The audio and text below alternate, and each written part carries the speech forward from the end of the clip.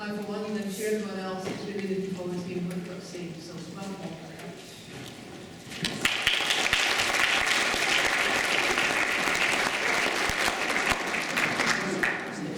Hello, can you hear me at the back? Yeah, great. How are you doing? Well, how's it going? Great, great. Well, it's great to be here. Thank you to the organizers and friends and colleagues that made this conference possible. And welcome to all our international friends. Some of you might be looking to the program and trying to work out, that's not the guy in the picture, and that will be right. But it's my only way of staying forever young. Biography always had a picture I took 20 years ago. But yeah, it's me. Anyway, we are at a really, really exciting time in Scotland, I think. And this report, and you have some copies of the report on your table, but it's available online as well, tries to give us a sense of the patterns and the trends of PB in Scotland so far.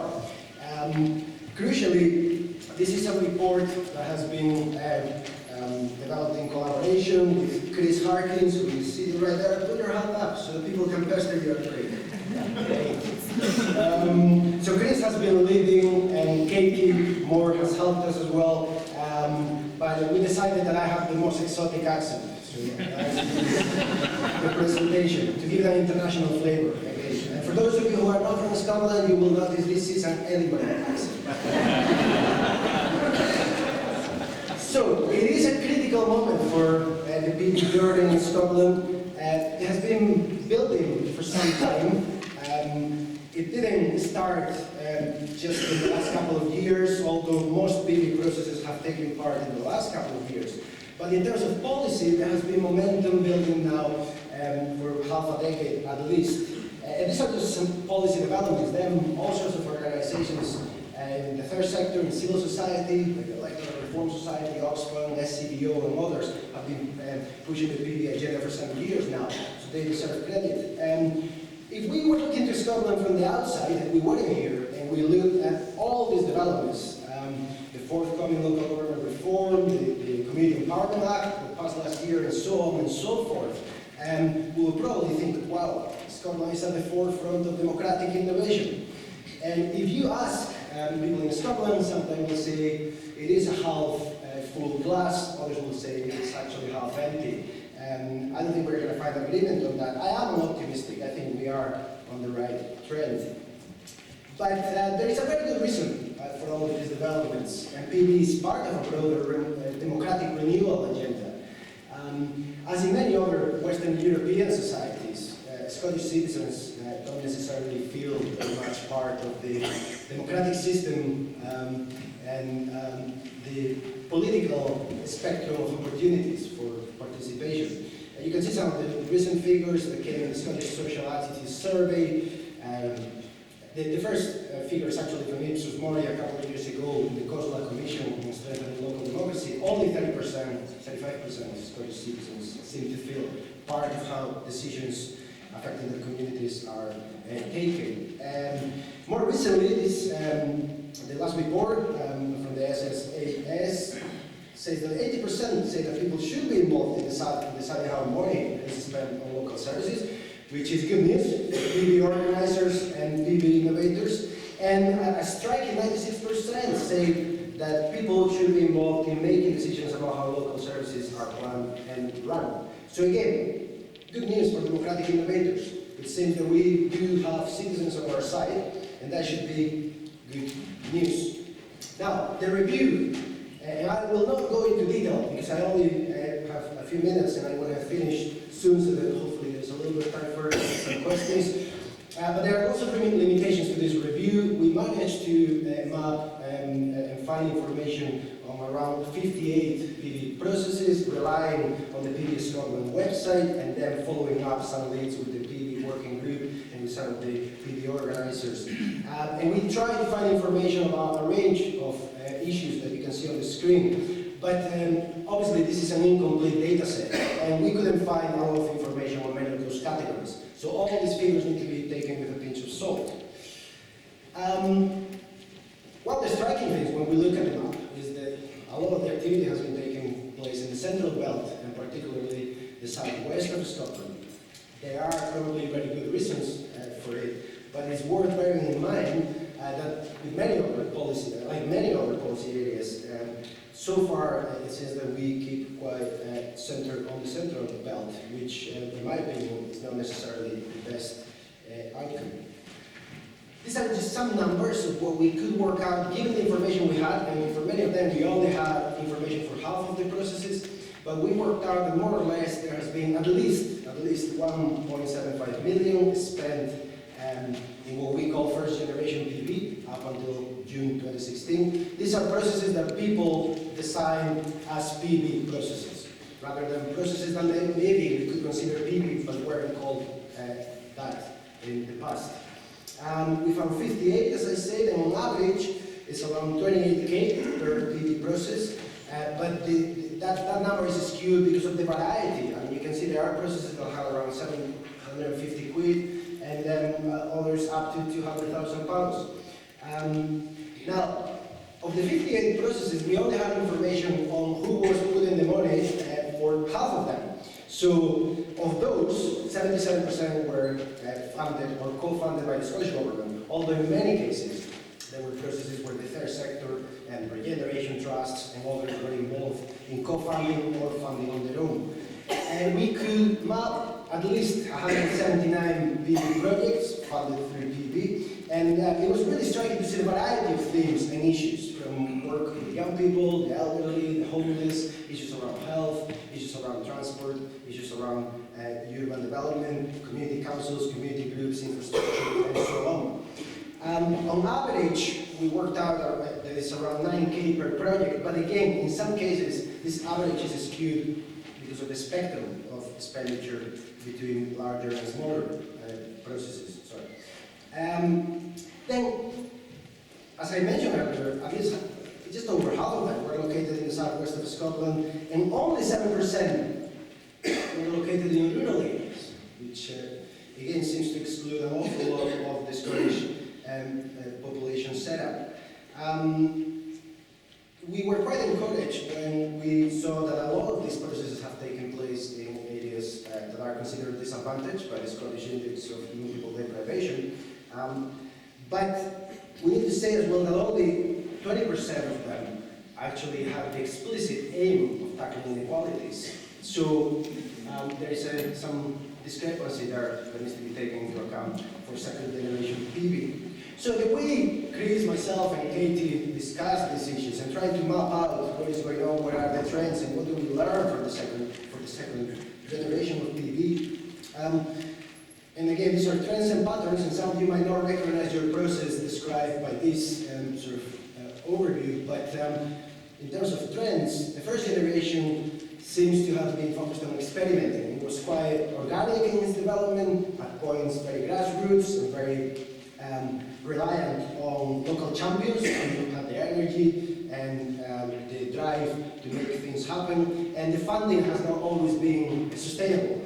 It's often ad hoc, just pots of funding that have been found on the go. We think that second generation PV, which starts now because the Community Empowerment Act is about to kick into gear, and we're about to see the first stages of implementation. And it starts now because the Community Choices Fund is also beginning soon. So that's why we think that this is an unprecedented policy, legislative, and capacity building drive.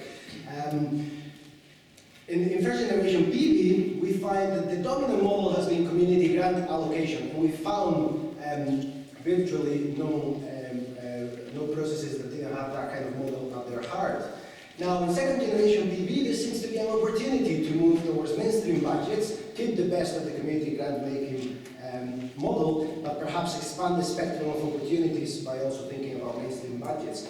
And the contrast, of course, as it was pointed out this morning by the Deputy Mayor of Paris, is that this will require rethinking our institutions and the relationships between political actors, civil society, citizens, services, and so on. In the first generation of PV, we find positive impacts. There are lots of reports that note a lot of really encouraging impact in the short term on the people who participate and the people who then benefit from some of the projects. But the evaluation was very, very limited, so we couldn't say with much conviction the level of impact so far. And there has been a limited focus on tackling inequalities, despite many of these processes taking place in disadvantaged areas.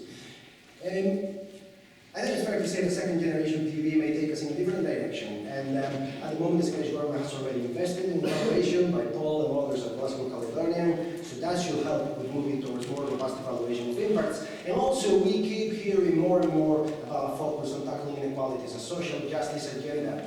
And that is very encouraging for those of us who would like to keep what was at the heart of the original Brazilian model, which is that double achievement of democratic renewal and social justice. Those things together are very powerful. Those things separate, and I would argue are not going to accomplish the level of ambition that many people have for PV.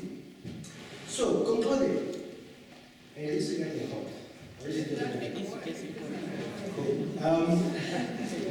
So, we would like to think that actually there has been a lot of good stuff happening, and every time I speak with people that works on PV, it's really clear that there's a genuine, authentic drive to make a difference. And that's the strength of first generation PV, and we should ensure that some of this national policy drive and this energy now to get things going at national level as well in terms of support and so on. And we need to make sure that that doesn't undermine that vibrancy and that commitment and that spontaneity and improvisation and ability that people on the ground have developed as they try to make it happen despite, in many cases, real challenges. But we also felt that there are some difficult discussions to be had at policy level in terms of the depth of implementation. Are we really talking about expanding it towards mainstream budgets? And what's the scale of ambition for the impacts? Are we really saying that PV should, alongside other goals, have the goal of tackling inequalities? And those are difficult discussions because it implies some of the very difficult kind of taboo words, such as redistribution. Danger. Now, rural areas appear to be underserved, and therefore second generation PVs should consider that. There is plenty of scope. We found very little evidence of a sustained and systemic use of digital engagement. There's so much that can be done in this area, so much space for innovation. And this one is very close to my heart because we found very little evidence that there are systematic efforts to build dialogue and deliberation into the processes. Now, dialogue helps citizens to make sense of what matters to them. It helps them to share their stories, understand the perspectives of others, and begin to get a sense of what their community priorities are. Deliberation then helps citizens to consider the trade-offs, the constraints, the difficult balancing act of allocating budgets. Without those difficult conversations, I think the democratic quality of PV suffers. So we'll hope the second generation PV is going to put this at its heart. We also suggest that there's an opportunity here to develop some PV test sites, perhaps around mainstream budgets. And these are places where we could really get to grips with the difficult task of evaluating the outcomes, which then could be shared through the national network, PV Scotland, and inform future policy. We really need to find out more about the possibilities and the different impacts of different models. And therefore, a little bit more work in the way we think about evaluation, kind of theories of change. How is it that we're going to get to certain outcomes? What are the assumptions behind the steps that we take in order to accomplish certain impacts? And crucially, we shouldn't lose perspective that PV is going to be judged by what it does with people, for communities. But we should also keep an eye on what it does to our democratic system, because that's where some of the real challenges over the next few years is going to lie. Let's remember that Scotland has some of the lowest voting turnouts in local government in the Western world. There is a real distrust and disengagement with mainstream institutions, and PV can really help with that. So, you in this room and many others out there, our global community of local practice, it's really interesting to see the connection formed, sometimes through frameworks like the Open Government Partnership, where parties and Glasgow are involved, and there are talks just now for those two cities to have some learning exchanges. But there are also some connections all around the world, some of the work in Africa by Giovanni and colleagues, etc., etc. And to me, this is the fundamental potential of PB. We live at a really, really challenging time where elitism and populism, which are two sides of a very ugly coin, are gaining a tremendous hold across the world. And the answer to these issues and these problems of democracy surely has to be more democracy, a deeper kind of democracy, a more meaningful type of democracy. And democratic innovations like PB can help greatly to open up a space to rethink the way we do citizenship